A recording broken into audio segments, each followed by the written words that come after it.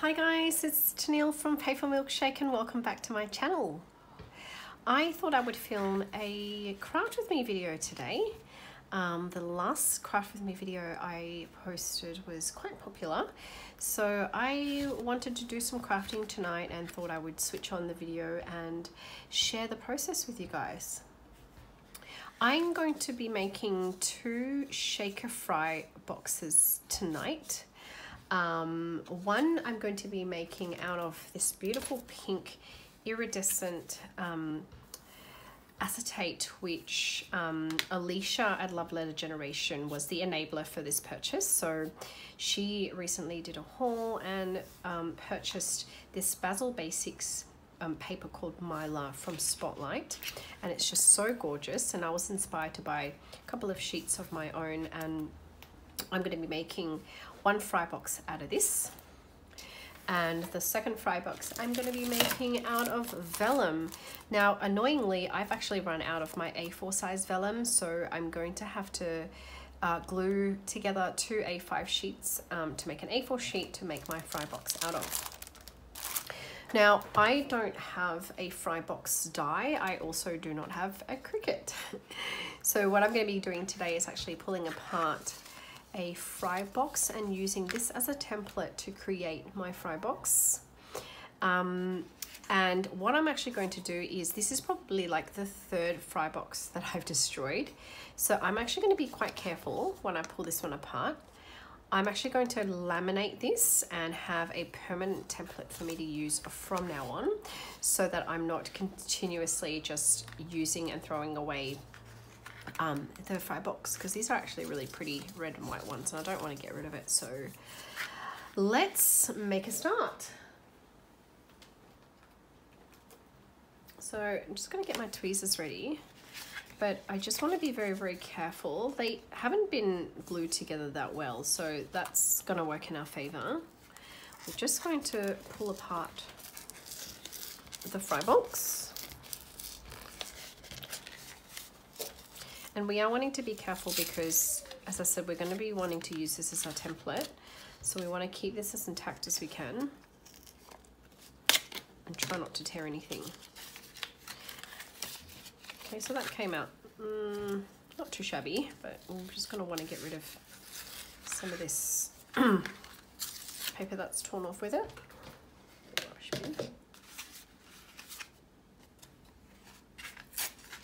Do the same thing with the other side.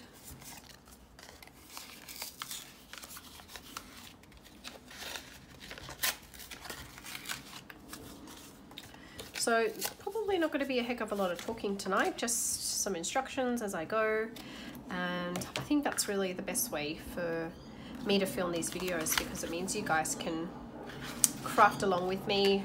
You don't have to be making fry boxes, you can just be doing your own crafting. But I like to, when I'm crafting, I like to switch on YouTube, put on a nice long tutorial video that maybe Alicia or someone else has filmed, and just have it going in the background while I craft.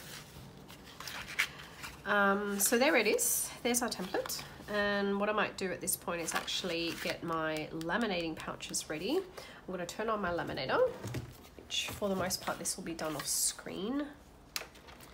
That's my laminator there. This is one that I purchased at Officeworks, and it has got me through thick and thin. I've just left the plastic on because there's no need to dispose of it at this point.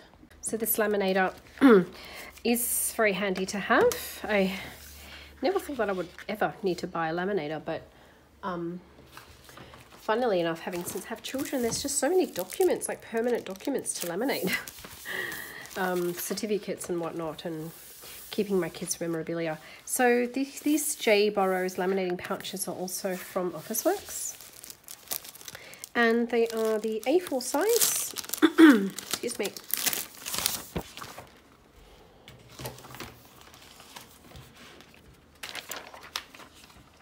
So all I'm going to do is slide the fry box into there. And once the laminator's warmed up, I'm going to send it through.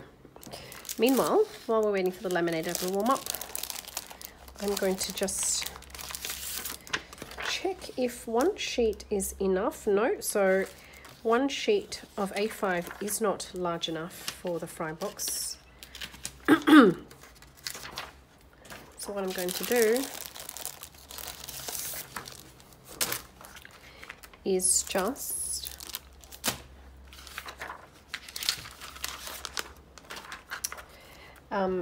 put some double-sided sticky tape on this. That'll be wide enough. Put some double-sided sticky tape on this, and if I was to go that way, that might actually be better because then we have the seam running down this side. Anyway, let's just put some double-sided tape on this to begin with, and glue my adhere my two A5 vellum sheets together to make a whole piece for me to cut out my template out of. Now, I have made a fry box using vellum before. I had a lot of success with it. It was a shaker fry box, vellum shaker fry box. So in other words, I used vellum, but I also filled it up with sequins. So I'm going to do the same today, and what that means is I'm actually going to have to do this twice. Because with 2 sheets, or 4 sheets, 4 A5 sheets, these will act as a sandwich for me to fill the sequins inside of. Put that aside for now. Just going to do the same as I did before.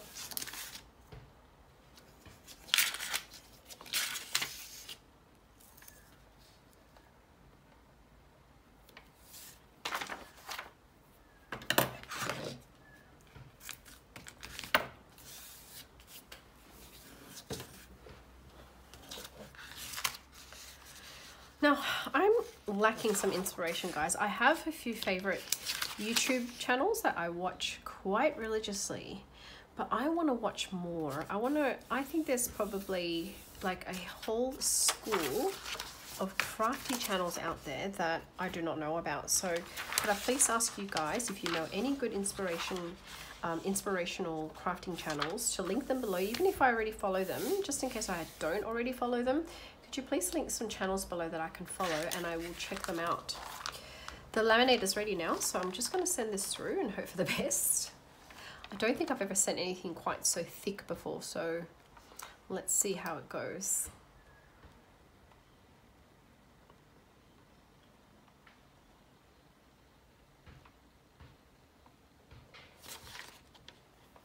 Now, I would probably normally use my fussy cutting scissors to then cut out the template, but because we're going to be cutting through laminated plastic, I'll probably just want to use some stronger scissors. So that's coming out okay.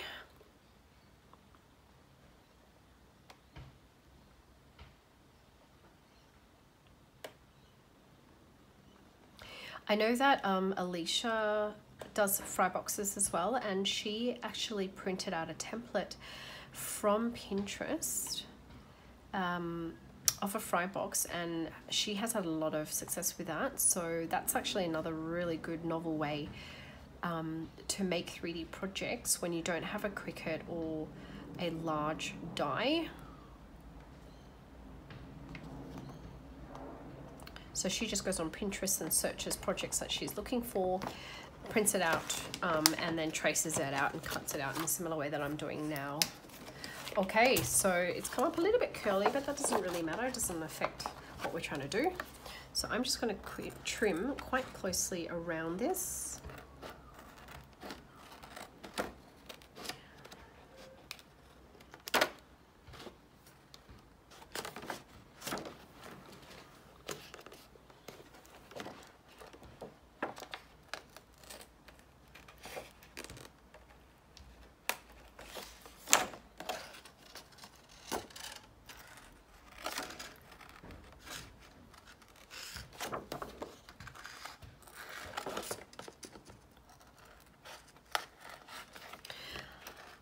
So I don't know how many of you actually like set New Year's resolutions.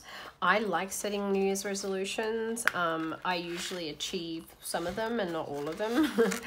But I have a very specific crafting New Year's resolution this year, and that is to actually craft with more colors. So I usually stay in my comfort zone. I use a lot of golds and pinks because pinks are my favorite color, a lot of blacks with pinks and silvers and glitters. But I think this year I need to inject a little bit more color in my life, and I'm going to push my boundary a little bit and craft with more colors. So I purchased quite a few, so over my last couple of hauls, I purchased quite a few Amy Tangerine and Dear Lizzie products, and I'm hoping to, you know, experiment more with colors and yeah, just go a little bit beyond what I'm usually comfortable with.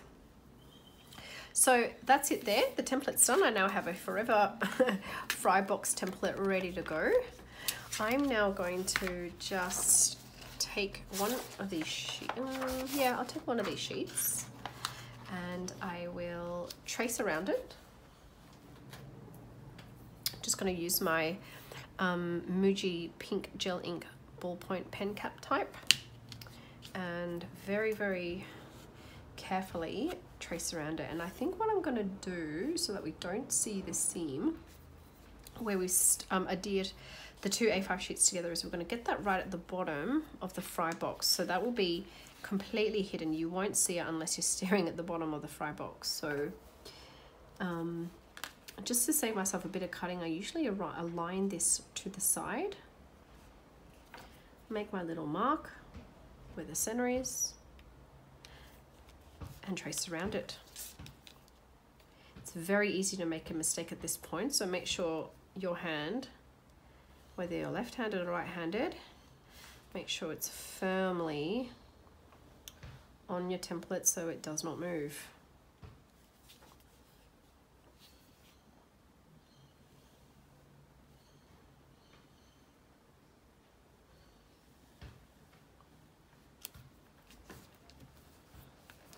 I mean, your tracing doesn't have to be perfect. The important thing is just to minimize the, you know, the monumental F-ups of if you were to like accidentally move the template.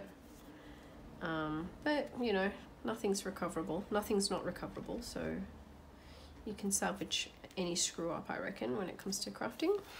I screw up all the time. And now this is the back of the template.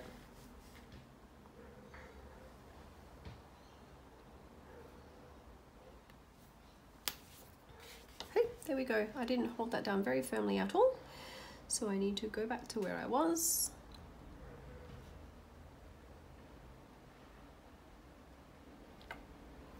Continue tracing. Now, this method of tracing and cutting really isn't the best method. You know, you'll see edges that aren't exactly straight, but it doesn't really matter. You know, things are handmade. My recipients always appreciate the fact that things I make are handmade, and they're not going to be perfect. They're one-off creations. They're not machine cut, and that's all it is. So what I want to do now is, because I'm too lazy to trace over the second sheet of paper, all I'm going to do is grab a little bit of double-sided sticky tape here and just stick that onto a piece of the paper that won't be part of the fry box, so it's just randomly off the fry box. And all that is doing is just holding my vellum together while I do my cutting.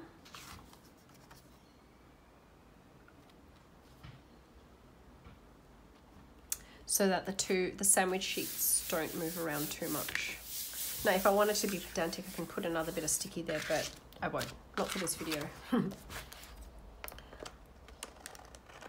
So I know exactly who I'm going to be sending these fry boxes to. The pink one's going to one person, and the pink acetate one will be going to one person, and this vellum shaker one will be going to another.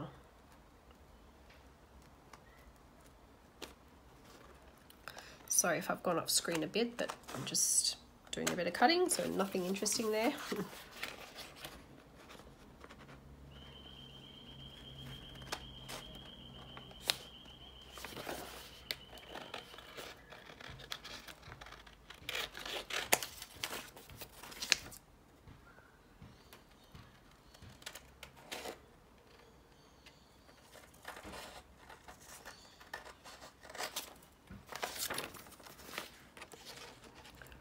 these scissors have actually worked out to be like the perfect scissors for this project. And I only very recently, probably about a week ago, filmed a scissors video, like a toolkit, like what's in my toolkit video, showing you the different scissors that I use.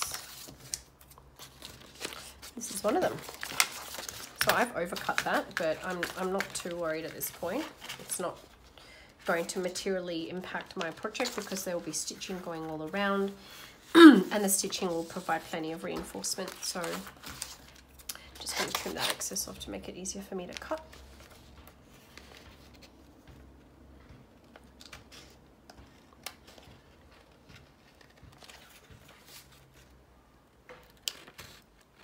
Now it's likely that I'm going to do this project over 2 videos.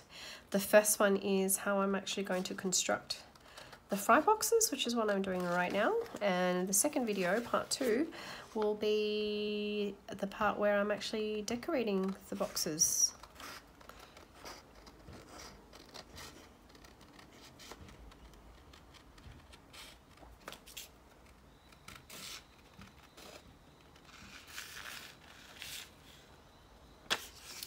Okay.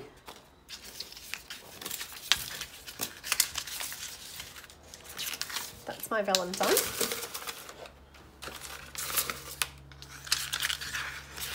Now at this point, what I want to do is just bring the template back and work out with marks, with my pen, where all the little fold marks are. Where the scores are, sorry, the score lines, because that's going to be quite important when we stitch and also when we start assembling the fry box. So I'm just going to follow the template, so and mark the points where the score lines are going to meet from this point to that point, that point to that point, etc.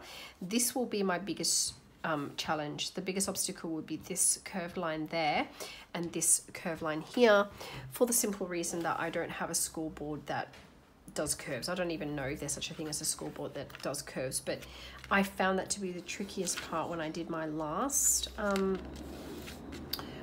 fry box. So yeah, we just have to cross our fingers and hope for the best with that one.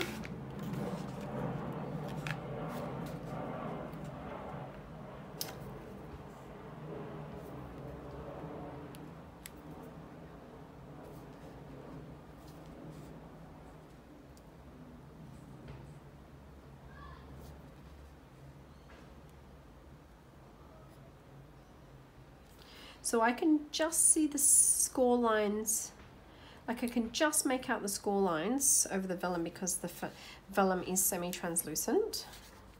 So that's helpful.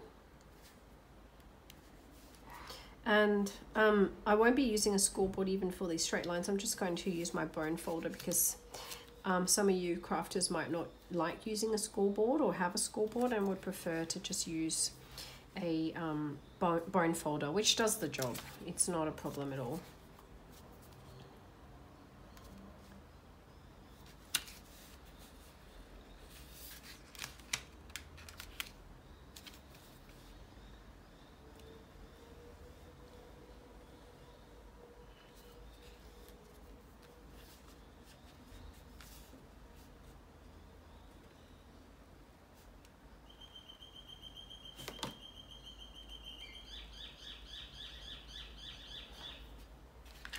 Okay.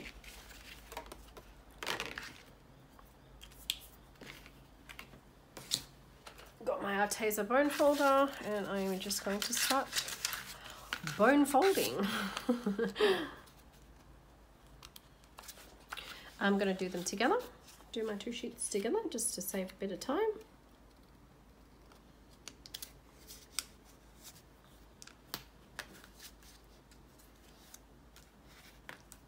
Doesn't really matter too much which direction you're folding at the moment because you'll correct it later when you come to assembling your fry box. It might even be okay to, at this stage, just fold it both ways. especially this line, because we know that this is going to be the gusset of the fry box.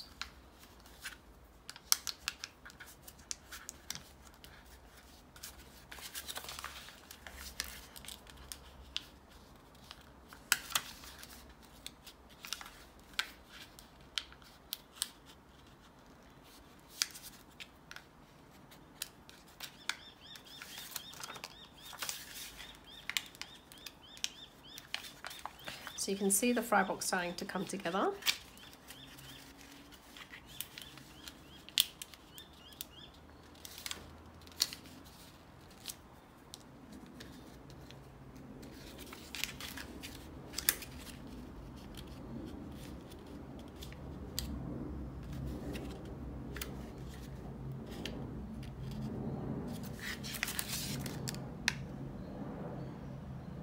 Actually lost that line, so I'm going to have to retrace that one. Maybe I didn't even mark it. Silly me. Okay, it's right there. And down here.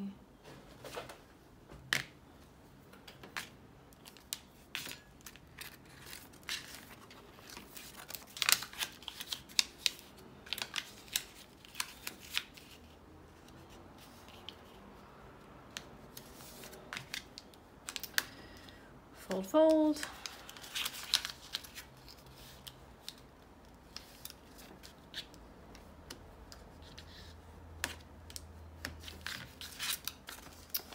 There we go. At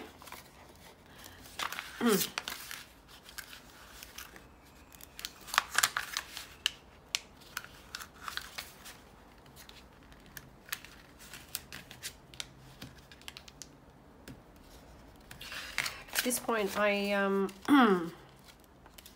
no, I think we can probably attempt to do the curves. The curves are a little bit tricky. Don't use your bone folder for this part because you're only just roughly folding it and bending at this point. I think when the box is actually glued together, you're probably then going to want to apply a bit more, like apply firmer pressure to really get the shape of the box in place. But we just need to be careful not to fold the box sort of in the wrong places at this stage, because that could sort of muck up the project. And you know what vellum's like. Vellum can be forgiving, but crease marks on vellum are really hard to get rid of. So they just come out as white marks, and you don't really want too many of them in your project. So I'm just going to be a bit careful there. All right, that's pretty good. So I'm going to go off camera now and do a little bit of stitching. I'm going to fill this up with sequins as well, and I will come back. I finished my stitching and I filled my my vellum up with sequins. So all I did was I followed the border of the front on 3 sides and stitched it, leaving this open, inserted my sequins and sewn that shut. Done the same thing with the back, sewed the 3 sides, inserted my sequins and then sewed the last side shut. So what I'm going to do now is put this thing together, which is the final step. Guys, it really wasn't difficult at all, and I'm kind of loving how it's turned out so far. So what I'll do is I will now put some double-sided sticky tape on the other side of this box. In fact, I'm actually going to put some double-sided sticky tape in here first, and that's just to secure the 2 pieces of vellum together because we don't want it to move anymore.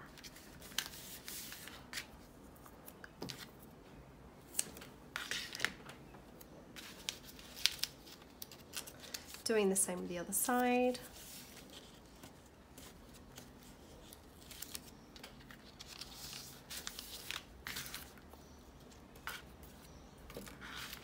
The box is going to come together like so.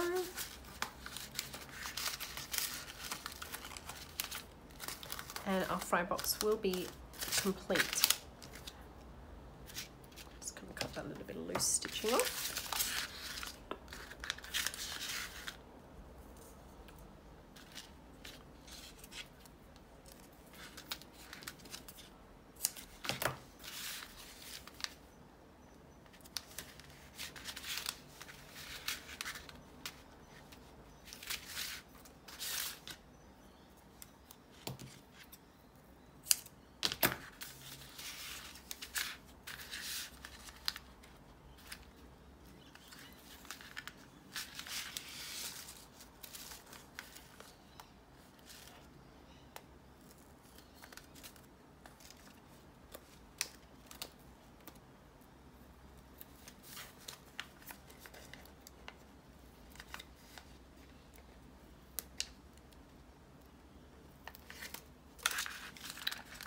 So my double-sided sticky tape is on, and now I will try and stand this up.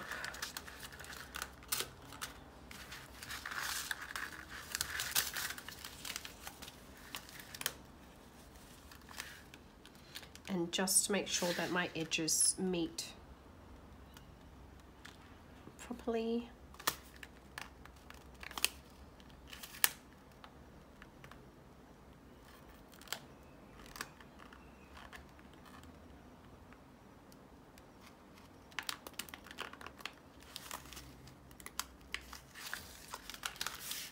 I'm gonna run my bone folder in there just to press that double-sided sticky tape down properly.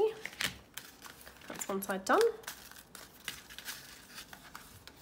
I am using my double-sided sticky tape, my super one that I bought. I call it super because it's super invisible double-sided sticky tape that I bought at my local Hot Dollar store, and it just doesn't seem to come out, you know, colored, or it's just invisible. It's really, really good. I like this tape, and I sent Diane at Dealy D a few rolls of these, so hopefully she's been able to put it to good use. And at this point, I just want to get in those fold lines now and just give it a little bit more of a press now. Okay, now that we've got the shape of the fry box done, it's just really just giving it a really good press down here. And the same thing on the back. All I'm doing is using the edge of my bond folder and giving that a little press. It's not a science, guys. It's just crafting.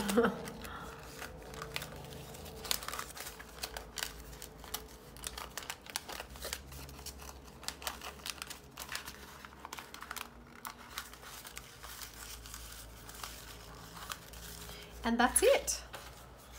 That's my first fry box done, and I'm really happy with how that turned out. So this is a vellum shaker fry box.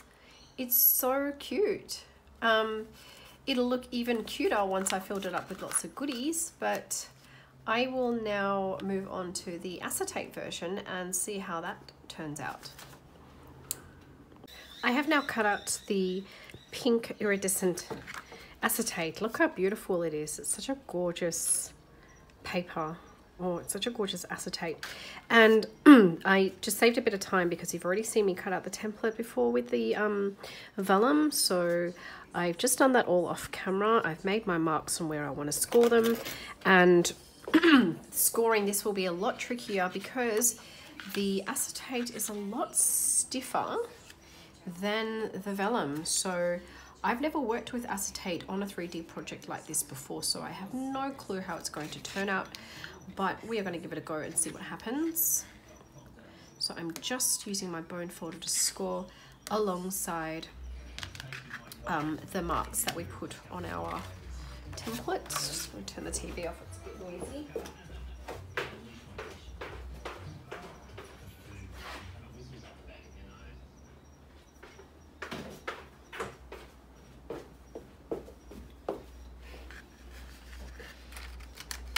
Look, it's folding nicely, but the bendy part at the base of the fry box will be really telling. That'll be the most difficult part. So the straight lines are reasonably straightforward.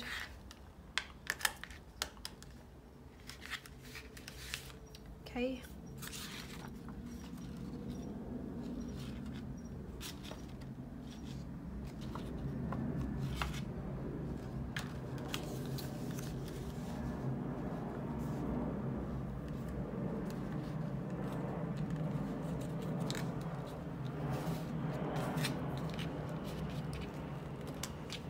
This one's not a shaker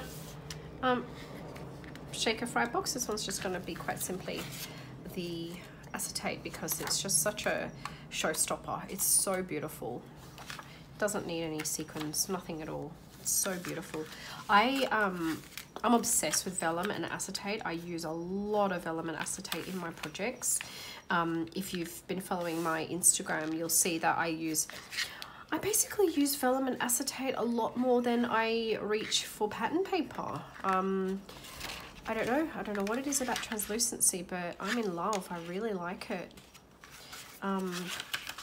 Yeah, I'll probably continue to use it for a long while yet.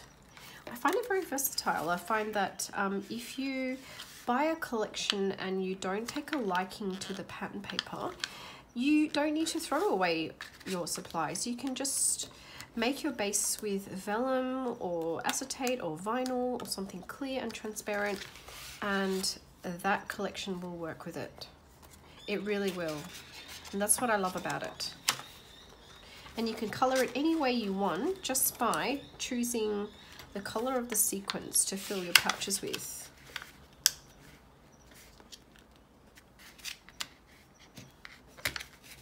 Okay, I'm quite happy with how that's folding. I'm quite happy with how those score lines have worked. It's turned out just fine. It will need a little bit of manipulation because that's sort of not, for example, that's not folded quite enough, and that one's a little bit over folded, so it'll need a little bit of manipulation, but that would be the next step. So now I'm going to fold this one in the middle right there.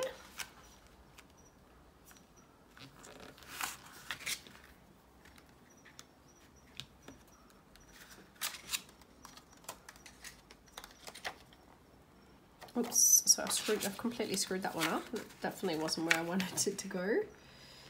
That's more like it.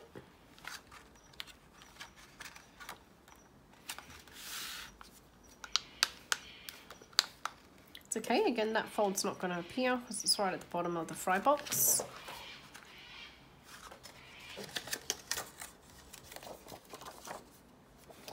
And the tricky part, so I pre-scored those curves using my template. They are not perfectly curved lines at this point,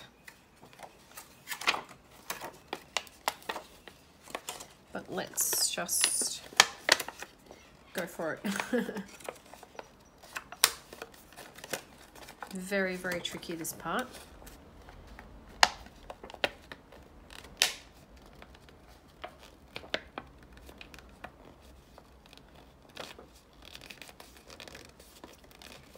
I wonder if there is such a thing as a curved scoreboard.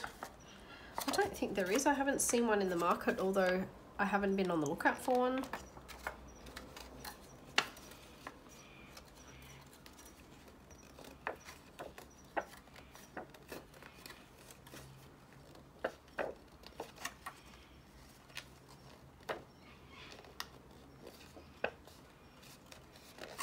I'm going to come back to this one. This one hasn't folded as well as I want it to.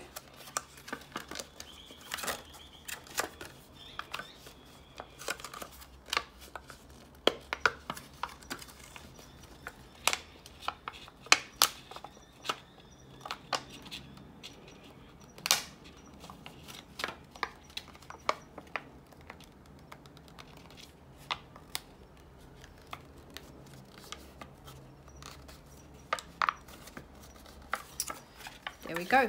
So it's not perfect, it really isn't, but once again, I'm not fussed about perfect lines. I don't do things perfectly, but what matters is that the construct of it is there and that it loosely resembles a fry box. That's all that matters. Time for the double-sided sticky tape.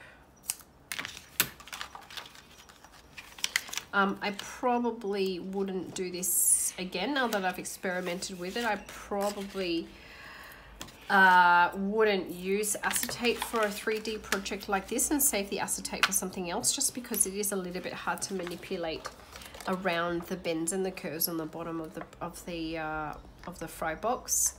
But I think acetate is a lot more suited to straight, flat projects. Square projects with minimal curves and edges, or minimal curves and bends. But this is still going to turn out stunning, and I'm already loving it so far. And look, it matches my candle. Ha ha ha ha. Okay, the fun bit, the assembly.